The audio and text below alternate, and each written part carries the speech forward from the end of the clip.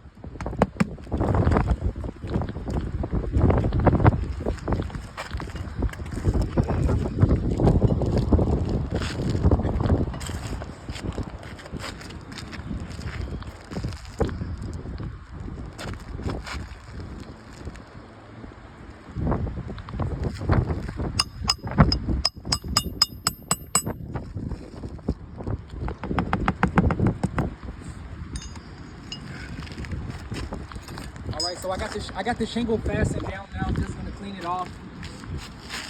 All the loose granulars.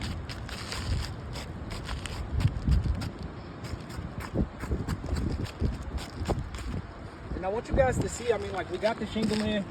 It's a lot of stress, a lot of creasing just from the repair. I was very careful, very delicate with the roof, with the replacement, and we still got damages that occurred. You know, high creasing, stretch marks right here, just loose granulars.